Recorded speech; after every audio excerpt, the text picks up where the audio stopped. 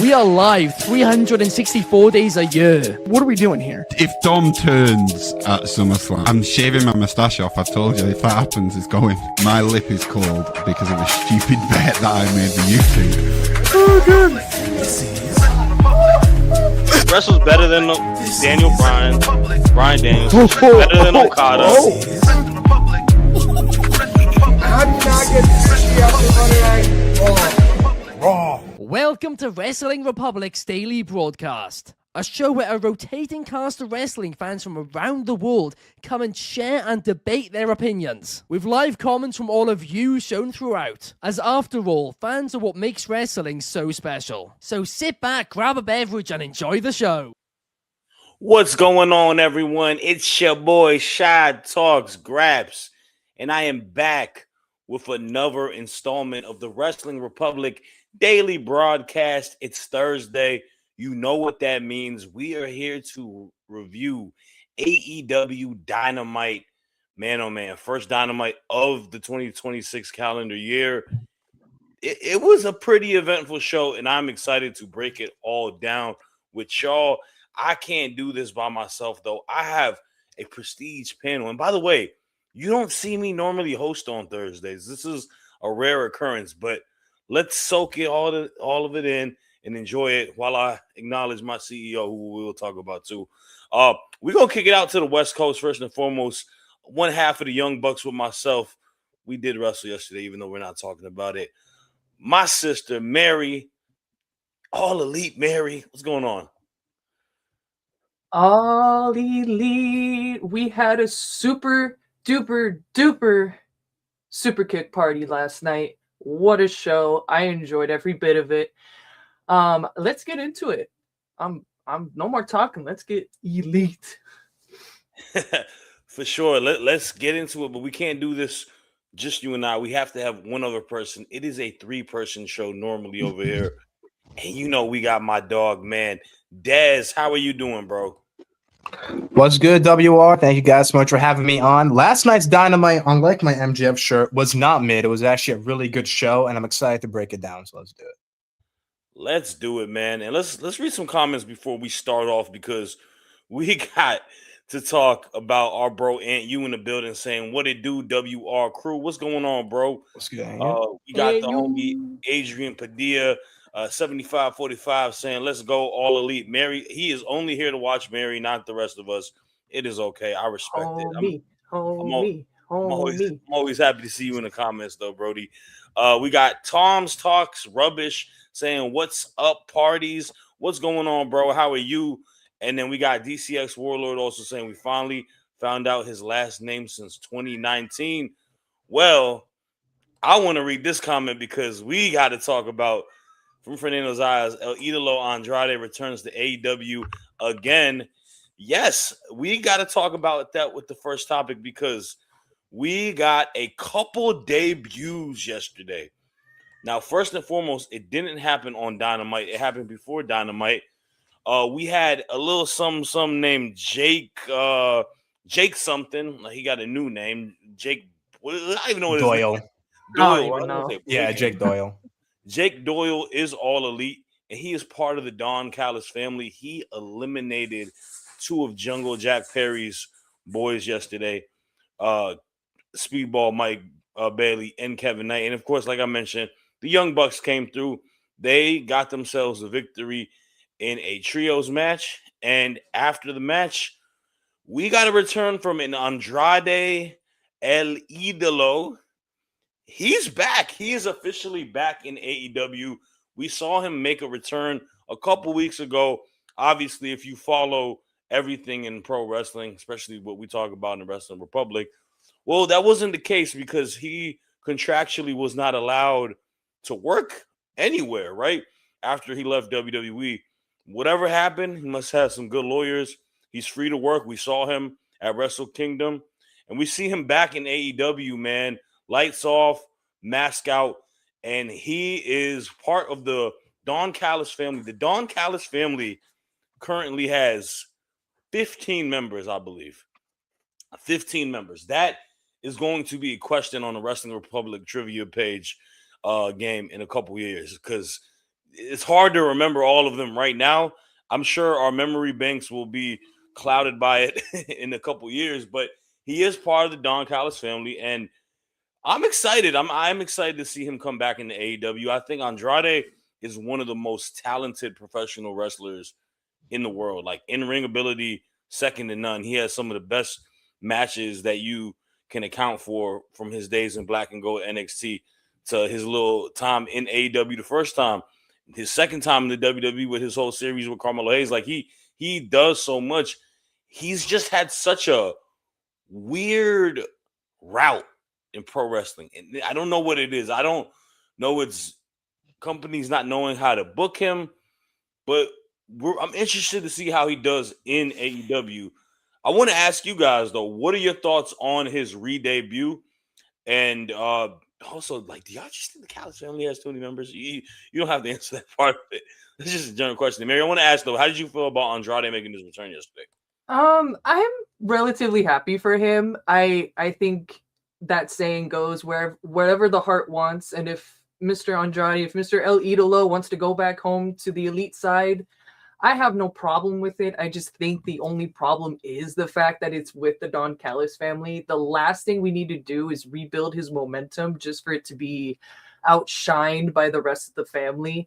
No offense to any of them, singles competitor wise, but at the end of the day, for El Idolo to just be there with the likes of Takeshita, Okada, even Kyle Fletcher, I'm just afraid that as the time progresses on, he's just going to kind of be like an afterthought. And that's the last thing I want from Mr. El Idolo. When I saw him at Wrestle Kingdom, I thought, he's free. He's a free man. He could go wherever he wants now, but it's on him. And wherever he wants to go, and if it's all elite, I'm in. And I agree with you on that, right? I think it's the pecking order. It's what does Andrade, like, where is he on a wrestling promotions like pecking order? Where is he on the rankings, right? I think with WWE, it was not his fault. Truthfully, I don't think it was his fault because I think there could have been an opportunity for him to gradually grow and be put into positions. I think his booking was kind of murky from the beginning. Funny enough, he started off in a crowded faction when he came back into the WWE because they just threw him in the whole LWO stuff with Rey Mysterio, right? And now we're throwing him with the Don Callis family. But what you said is the fear part of it because it's a little crowded. And also, like, I'm talking about pecking order on the AEW roster. You just mentioned it. He might not even be high on the pecking order in the family. Takeshita, Fletcher, Okada, like these guys are just big names in the team. And it's the same thing for someone like Jake Doyle. I'm happy. I think it's a good investment, but throwing them in the family. I mean, Dez, do you think, did you like the debut? And also, like, what are your thoughts on this? Just every free agent, because it's become a joke, but it's also a little bit of a reality going to the Callis family. Yeah, for sure. Okay, I'm going to keep it a buck because I'm always honest about what I say. For Andrade, like, as a person, I'm happy for him, right? He got his money, he got his moment, and I really hope everything works out for him. But I gotta be honest, as a fan, I literally could not care less, man. I'm sorry. Like, I just feel like he's going to be an afterthought there, because they're in a Don Callis family. They got people like Echecero. They got Josh Alexander. They got Jake Doyle. They got Mark Davis. They also got Rocky Romero. They also had Trent Beretta. Like, there's so many guys in that family that I feel like Andrade is just going to be, kind of there. I really hope I'm wrong because I want him to succeed there. As a wrestler, he's super talented, right? He did a great job. Even in WWE, when he had the game 7 with Melo in the U.S. title picture. In AEW, he had some really good matches. But I got to be honest, man, like, it doesn't move the needle for me, but I hope I'm going to be wrong soon. Yeah, and this is a interesting comment from you Gunabi, who you've never told me if I'm saying your name right or not, by the way. So just comment yes or no. But they said that you also have to remember his first stint in AEW with Tony. They didn't use him right. Hopefully he learns from his mistakes. So what is not being used right? Also to that point though, because I do have to agree. Like I mentioned, I don't think maybe he was used to his potential in the WWE, but it's also one of these things like if it's just a kind of reoccurring situation, like maybe this is just who he is at this point. Maybe fans have kind of gained a bigger expectation to the caliber of star that Andrade is, right? Like, I mean, besides obviously, I think he's an incredible in-ring wrestler, but like, what else does he add to it, right? What stories can he tell? You know, what's his character work like? You know, what is the promo ability going to be? Like, a lot of that stuff all has to cover base, and I do think that he is like phenomenal in a standpoint with like he looks the part. Like Andrade looked like $1,000,000, right? He you know, brolic dude now. He definitely, you know, eating his protein pancakes.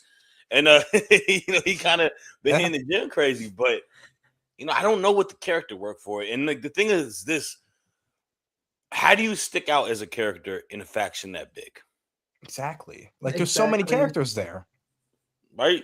So I mean, to me, it's like I get the trope Callis is buying his way to dominance and trying to run AEW, but like now we're kind of doing it a little overboard. I agree. Honestly, Andrade and Roosh would be like a really cool tag team if they want to do a makeshift tag team that way. I think that would be really cool because they're both fantastic wrestlers. Get them in the tag picture. Luchasaurus is hurt right now, so you can fill in the spot there. Yeah, I mean, obviously they got a close, you know, relationship with each other as well, so that does make a lot of sense in regards to that.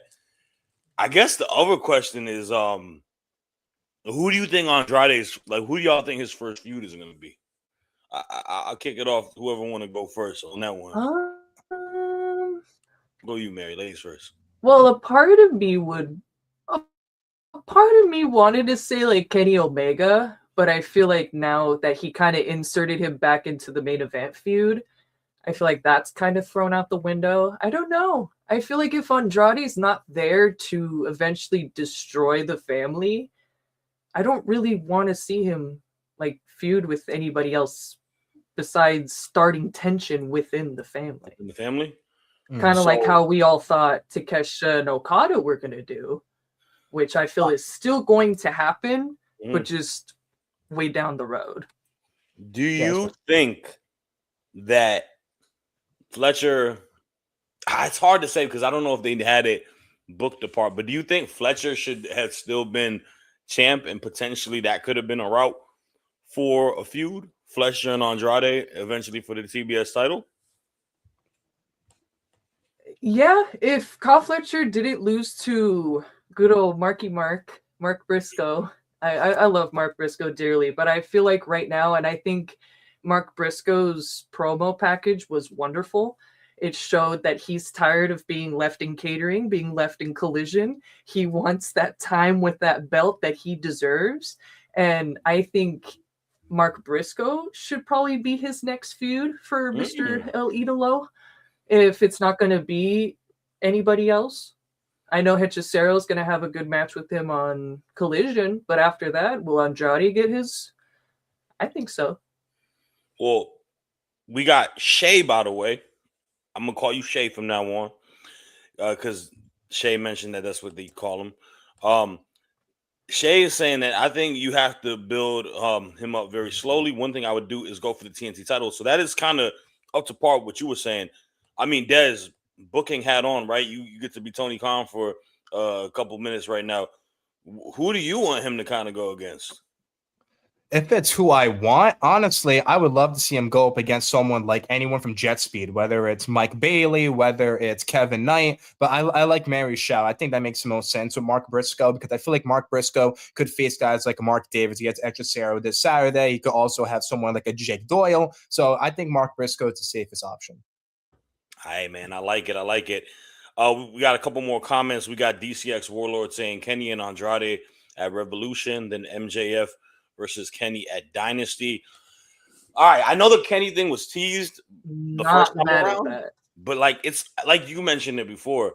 Kenny is now in the main title picture, right? So we have to keep Kenny relatively strong.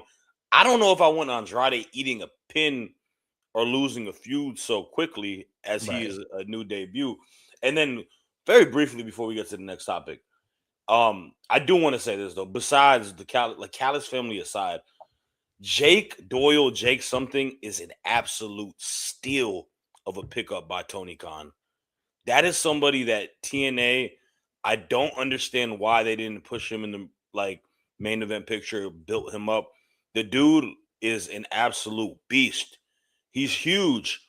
Like he's a massive man, and he is a straight just one of those vintage big guys, like agile, can move very quick pace, very strong. That is money right there. Why you didn't and it's gonna be I'm not trying to make it a TNA thing for a second, man, but I just gotta say it. You're running the course potentially losing Leon Slater next to WWE. You lost Jake something. You've already handed over the rights to Joe Hendry and Jordan Grace to the WWE.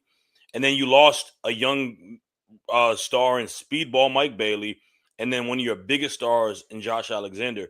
I think TNA is doing a good job recouping people. I saw they just re-signed Mustafa Ali today, which is amazing. Mustafa is amazing. But it's hard to find people that are young and good. Like, you have them, you got to really covet them. And I really hope that whenever this calendar year comes into 2026, they're able to try to retain some of these people or pick up people that are young and up and coming and be able to let them be the stars that they are, like they did like a Jordan Grace, right? And like a Deonna Purrazzo. And if they leave after 5-6 years, whatever, that's fine. But it's a head scratching one to me for Jake something, especially because he was on the AMC poster that they had. He was. Yeah. So, but yeah, man, it's gonna be interesting to see what he does too. I'm excited, and I love that AEW is picking up more big guys too. Because everyone's always like, well, they're the ballerina company and they got all the flippy guys and luchadors and but shut up, man, just shut up.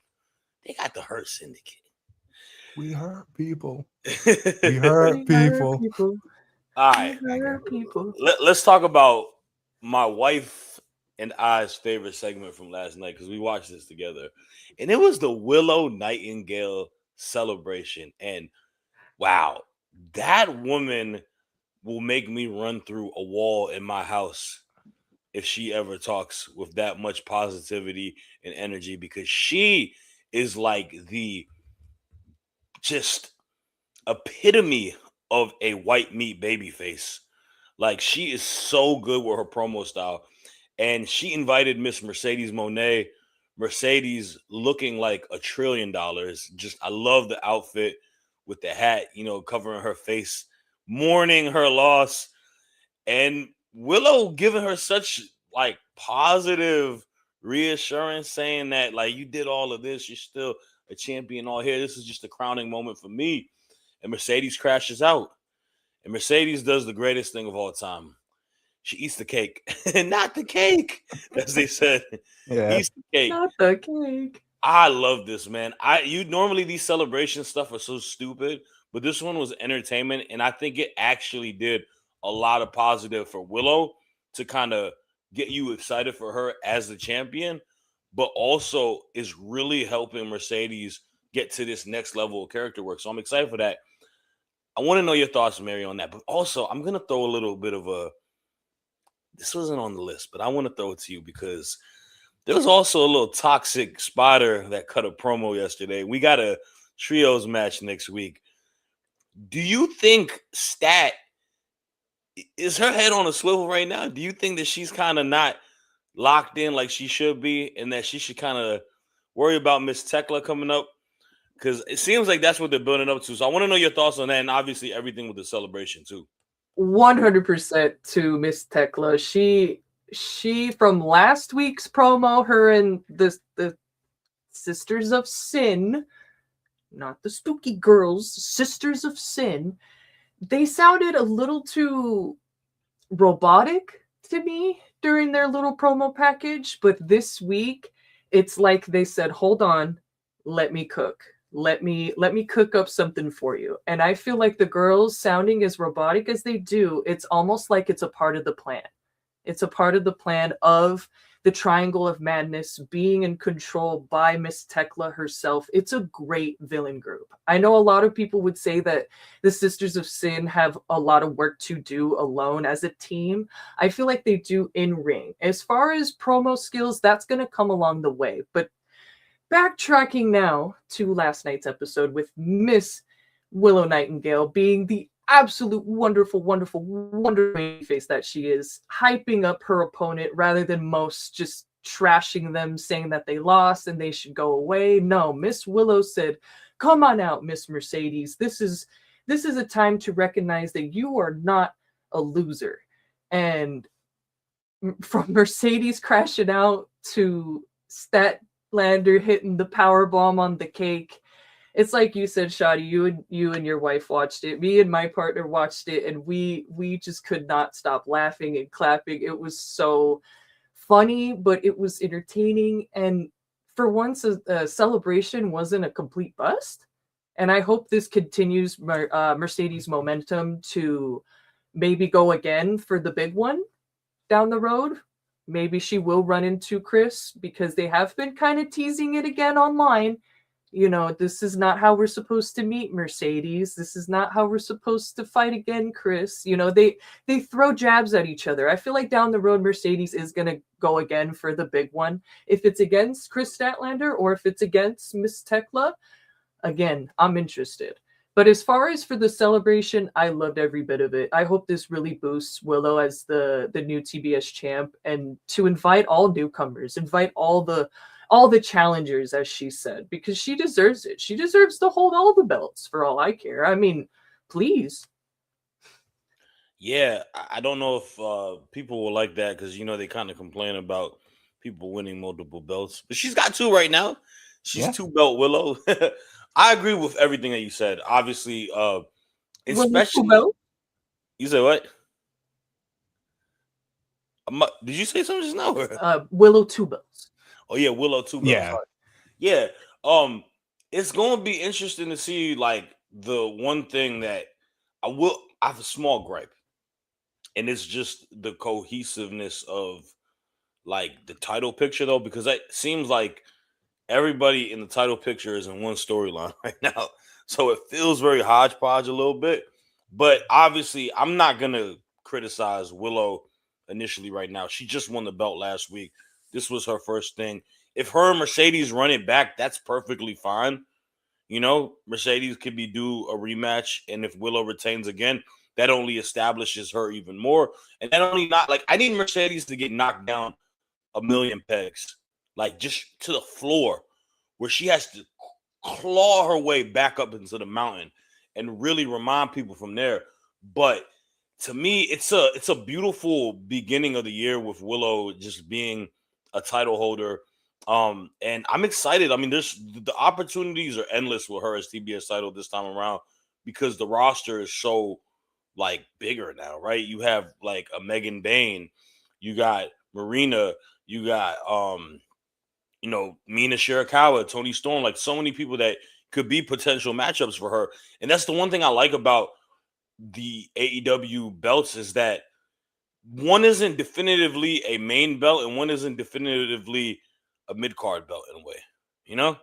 Yeah, I get what you're saying. It feels like it's like, yeah, it feels like a 1A, 1B type of situation. And maybe that's just the lineage of the TBS title. I mean, it's just been dominance from Jade up until Willow to Mercedes. Like, they've had just incredible people holding that title.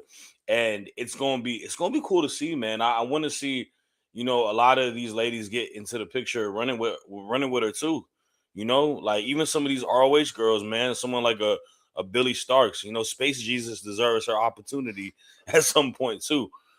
So it's gonna be awesome, man. But we do have a couple comments I want to read. Christopher Leclerc giving us the stat of the day. The Triangle of Madness are 3-0 next. So, hey, they're favored next week heavily. So if you want to take the under, you might have to take the tag champs and the team. That's kind of crazy. Fernando said this was an excellent and fun segment. Mercedes is winning the world championship at All In. Yeah, I mean, that See could it. be the route. It could Yeah, be I can a see route. that for sure. I see it. Yeah. And then he thinks that Tekla is going to beat Chris Statlander. Look, man, I don't know about that one. I'm going to be completely real with you. I would do it. I would absolutely do it. Why not? This is why I would do it. And I don't care about people. Y'all can nitpick her in-ring style. I don't care. That woman is bringing something completely different to the table as a superstar. She is just not like any other person on that roster. And talking. That woman is a natural damn talker. She can cut promos very, very well. Arguably, probably the best promo work out of all the women in AEW since my dentist is no longer there right now. So that is Facts. someone that is not going to be away from holding a title at some point. They see her in a very bright light, and she is definitely transcended her ways into the rankings very high. I know a lot of people thought Megan Bain was going to run shop, and she very well may. She may be back at the top of the mountain at some point. Yeah, for sure. But to me, I wouldn't be surprised by it just because Tekla is really, it don't matter how long you is how impactful you are. And she's making a lot of impact right now. She's, to Mary's point, she's kind of established Julia and Sky to a new level by adding her to it. You know, they look better as a trio than they look as a duo because they got a leader to it. They got someone that can add that, like when she just walk in, put her arms around her, saying all this, like it's so natural, and she's so talented. So I would not be surprised if she gets that belt. So we'll have to wait and see. I'm excited for it, but what I'm also excited for is next week because we finally got a little bit of an interaction between our Dynamite Diamond Ring winner, Bandito, and our AEW champion, MJF. Bandito had a very good match, by the way, last night against Sammy Guevara. Sammy's a great wrestler, and I'm happy that he gets to be in opportunities and showings like this because he also reminds people that he's a very talented worker. And Bandito, a lot of people in this, on our group have been saying that this is the in-ring wrestler of the year. But they had a good show, and post-match, MJF brings out a translator, right? And he's talking crazy to him, and he's translating it. And Bandito may be the talker of the week for me when I do my faction because he told him, I can speak English. You SOB, line of the night, so much impact to it. And he got the upper hand on MJF, man, hits his finisher on him, the suplex.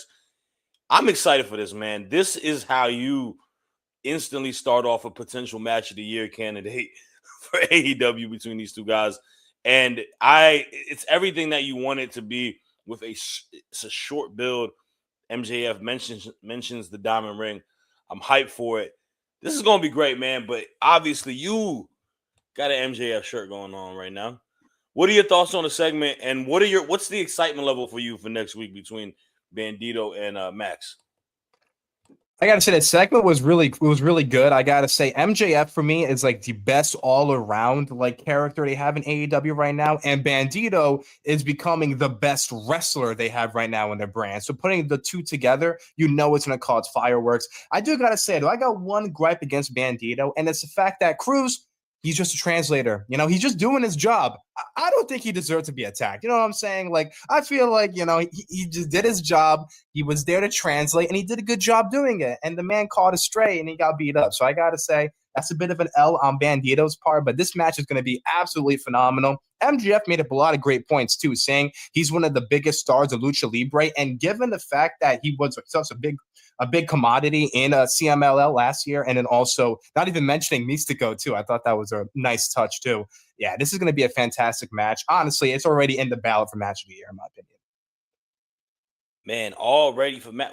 We got some banger matches coming up in the next couple of days, too, and on every company. But I'm excited for it, man. I know my expectations is not Bandito wins, but maybe, just maybe, Tony Khan is like, you know what? Would be cool. It would be a moment Oh yeah, it'd be a would huge shock. crowning moment for somebody. Like the work that he's put in, man.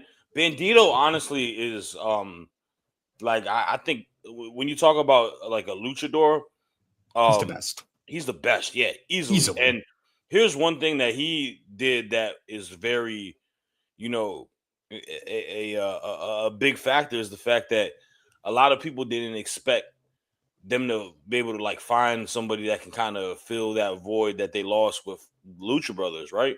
Right. Like Phoenix and Penta left, Yeah. and he kind of took that spot by himself. I Like agree. he's filling two shoes 100%. with, like, yeah, man. It was Commander at first, and then Bandito just took it. Yeah, and I mean, he's so different also than what Phoenix does, who's more of a natural high flyer, and what Penta does. Like he's just an all-around wrestler. I agree. He's a high flying. He's physical when it comes to his striking. He's strong as hell. By the way, the man is like I wonder how much he benches, bro. Like he's a literal, just like it's like a mini bull almost. Yeah, he's a freak athlete, and he's somebody that, man, he is going to really, really be in the top position potentially sooner than later as well, man. Like he's got himself in a good boat. So I'm excited to see what he does. Mm-hmm. Let's talk about this main event because we had a lights out match. Swerve, Hanger, the Ops. It all went down. The question is, will they be able to coexist? Well, it looks like they were able to coexist yesterday. They got the win, man. Poor Powerhouse Hobbs, man. Right? They stapled that man's wiener, bro. Like, what's wrong with y'all? Like, come on, man. That man. Woo. You trying to give him an early vasectomy, bro? He maybe want to have more kids down the line, bro. Like, crazy. Out of commission already, bro. Already, man. But nah, it was a very, very fun match. You know, these matches are always entertaining to the most part, but they come out victorious. I'm curious to see what the direction is for Swerve and Hangman going forward. Do they get themselves in the tag picture, right? Are they going to be the tag team champs at some point? Because it feels like in all wrestling companies, this is LeBron and Wade again, man. It's super team central. KD going to the Warriors. Like, everybody got to be a super team to be in the tag picture. We just saw Rio win it this past Monday when they fear the actual Rio on AEW. AEO, Rhea Ripley. Drop the name. Put respect on Rio's name. The first ever AEW Women's Champion. She will dog walk both of you by herself. I digress. I want to know your thoughts on this match. Mary, I'm going to let you go first. Well, I'll just say it simple. I am so glad that they decided to not have the lights out literally during this match. I felt like the crowd was very confused and they just weren't. The vibes felt off for the first couple minutes, but then once the lights went back on, the match just picked up. The match completely picked up with, and don't hate on my team name because I've been cooking up this team name for a good 24 hours now. Team Swerve's Page picks up the victory in probably the most scariest way I've seen in wrestling history. I've never seen a man get stapled in his private area, gets dropped on his neck on cement blocks, and then doesn't move. Like, is he okay? Is Powerhouse Hobbs okay? Is Prince Nana okay? Is everyone okay from that match? It picked up. I enjoyed every bit of it. I hope to Swerve's Page going into the tag division. I think it needs it with FTR kind of just waiting and catering for Edge and Christian to come back. I think this would be a great kind of like send-off feud for FTR, so that way once we get Adam Copeland and Christian Cage as a team again, I think it will really bring all eyes back on the tag team division. Okay, so I like that. You know what? That is a valid point. That it would be a nice little filler thing. The thing is, though, if they go against FTR, I guess FTR would, in a way, have the advantage because they are obviously the best tag team of all time per everybody. Yeah, whatever. 7 stars. Per themselves, right? Not per Sports Illustrated. This Sports, I don't know. Actually, I think it was ESPN that had FTR as the best tag team. Well, I'm not just saying it. ESPN is saying it. Just saying it too. Exactly. Top guys out. Good for the top guys. But I mean, Dez, what do you think though? Do you think that Swerve, Hanger kind of slide them into that tag division going against FTR? Is that something that you got interest of? And I mean, or do you want them to have another feud? Right. I gotta say, first things first, if I'm Powerhouse Hobbs, I am getting a restraining order against Hangman Adam Page because not too long ago at Blood and Guts, Hangman Adam Page threw my boy off the balcony. So I gotta say, like, if I'm Hobbs right now, I'm going right now to Town Hall and I'm getting that restraining order in. But as for the actual matches, the match was really good. I like the idea that Mary brought up because I do think Cope and Christian are gonna eventually face FTR for those tag team titles. But it almost feels like when the Bucks face Swerve and Ospreay, I think it would be a really good idea for them, to put them there. We've already had a team of Kenny and Hangman. We had a team of Kenny and Will, had a team of Will and Takeshita, Will and Fletcher. So honestly, putting two of the best stars in AEW in the tag team picture while Kenny Omega deals with MJF, I feel like would be a really good idea. I just don't know when they would want to pull the trigger on it. Probably Revolution, or if they want to wait for Cope and Christian. But in terms of the match, yeah, I think it would be fantastic. And I'll say this, Cope and Christian, if they get them titles, though, that might be a match I like to see is them versus Swerve and Hangman too. But the ops are also an interesting topic of discussion too, though, because Joe obviously is not in the title picture at the moment. He lost his belt.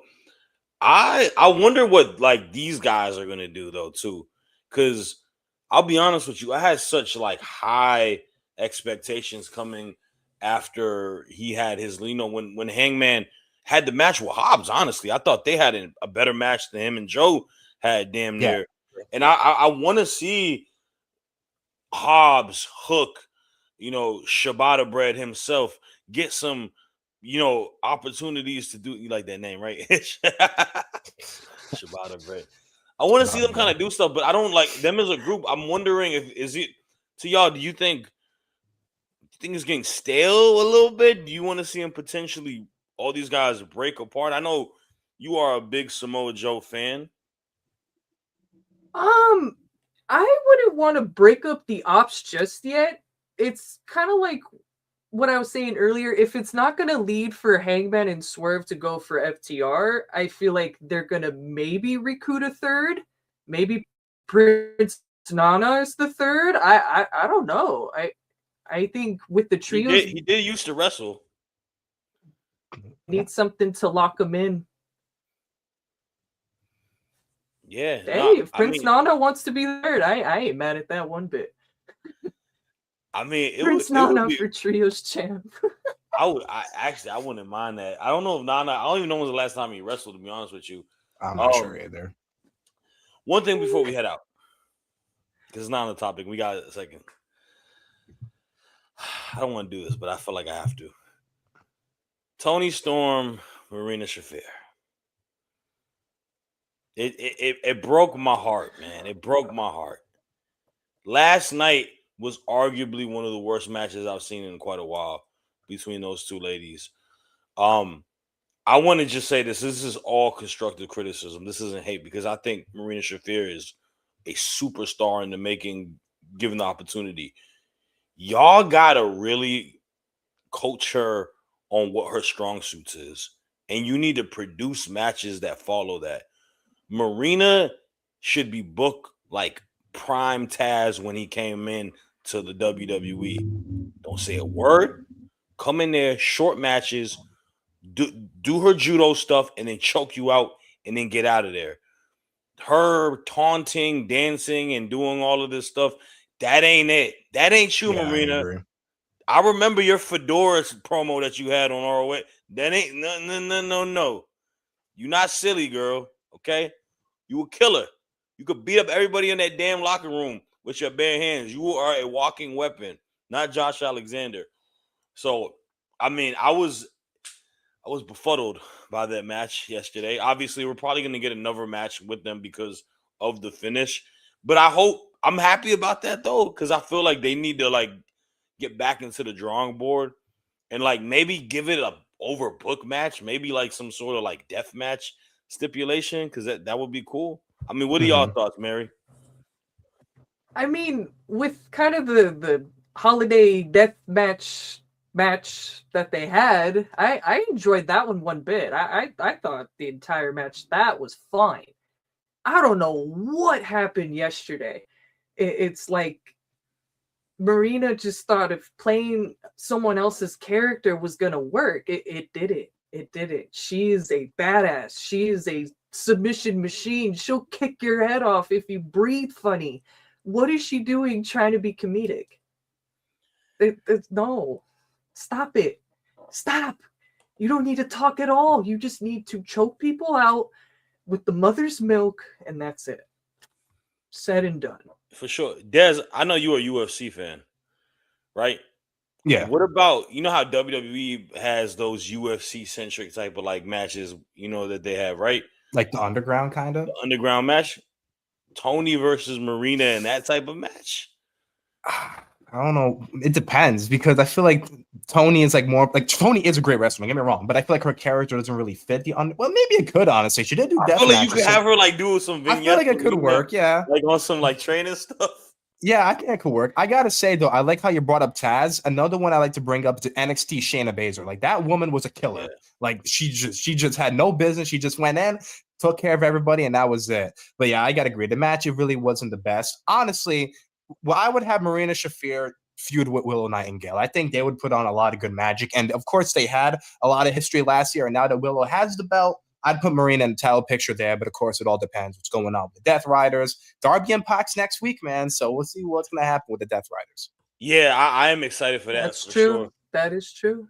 Yeah, the underground match. But the thing with you mentioned Shayna, I think a lot of people got to give Shayna Baszler her flowers because I don't think maybe besides like obviously Brock, but like, you know, and Ken Shamrock, like she's arguably like the one MMA person that really like fit like a glove in ring wise. Yeah, in NXT, I agree. Like she's so good to a point where you see now she's doing coaching stuff over there and whatnot. So salute to Shayna. But that is all the time that we have today, man. Thank you guys in the comments for commenting, liking, subscribing, sharing the whole nine, man. We appreciate you guys. Mary, Des, always appreciate it. Don't forget, we'll be back same time tomorrow. We will be talking the week of pro wrestling. It's Friday. Maybe we'll talk about what happens tonight. TNA has their first show on AMC. I will be watching. And I will be. Is that tonight or next week, though? Is it tonight? I think it's tonight, isn't it? Is it tonight? Yeah. Hold on. Oh, word. I thought it was next week. I thought it was the 13th because Genesis is next week, but I might be wrong. I lied. You were right. It is next week, the 15th. Never mind. Take back what I said. I will not be watching. No, you're good. You're good. Dang, I was excited for that. The fine words of Ben I am excited to watch it, though, for sure. I'm definitely excited to watch it next week. I don't know. For some reason, I thought it was this week because... Me too. My coworker told me it's next week. Yeah, he said like mid-January around there. Okay, yeah, no, I just looked it up. It's the 15th. Okay, never mind. We'll I'll say the same spiel if I'm on the show next week. But y'all have a good one, man. Y'all take care. Peace.